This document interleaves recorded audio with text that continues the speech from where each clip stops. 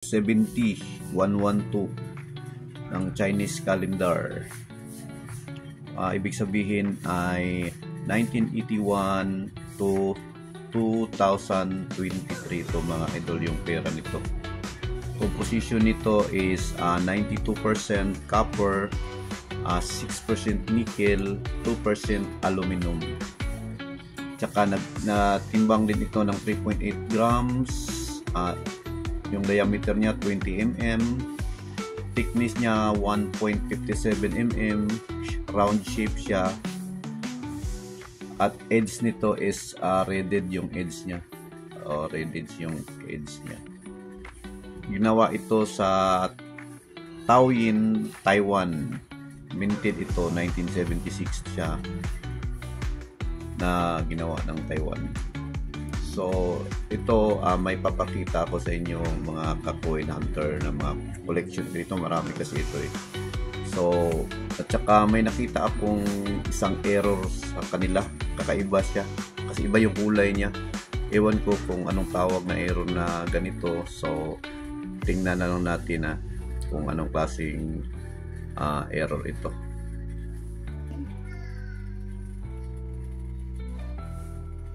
So ito yung mga Taiwan antique collection ko, mga idol, mga coin hunter. So ayan.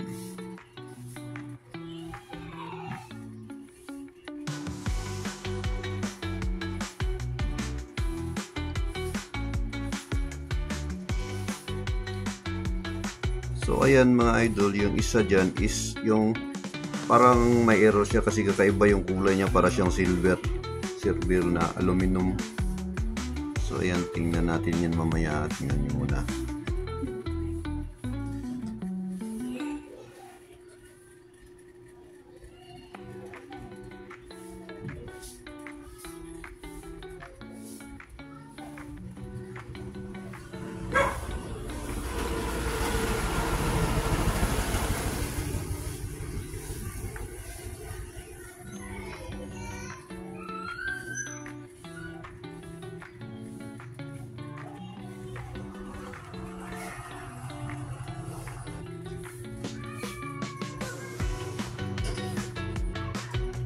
So ayun, nakita na natin yung yung mga collectors natin na 180 Taiwan dollar mga idol.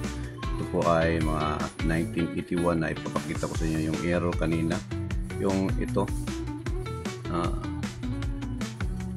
ito parang silver kasi siya.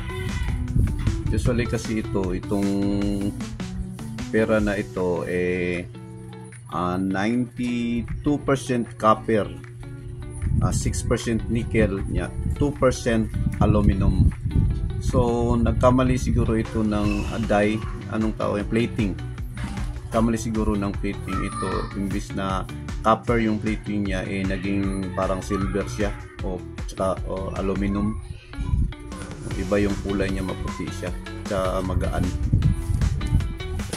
So ano kayang tawag sa error na ganito mga ka-coin hunter? Baka alam nyo kung anong klaseng error ito, or comment lang kayo dyan kung anong klaseng error at mayroon bang halaga ang error na ito. Parang yung composition kasi niya, mali yung composition niya. Siguro naging naging 92% aluminum siguro ito, o 2% copper na lang. So ganyan siguro. Pero hindi natin alam kasi hindi naman tayo expert sa mga ganitong error ng mga coin, mga ka-coin lover. So ayan, pakita lang natin na yung error niya. So maraming salamat sa mga sabihin niyo kung anong klaseng error ito at saka magkano yung halaga niya. Kasi hindi ko kasi alam yung klaseng error na ganito. Yung error plating niya mali. So maraming salamat sa inyo at saka paki-follow na rin ng FB account ko. Like and share mga ka-coin lover dyan. Maraming salamat at thank you.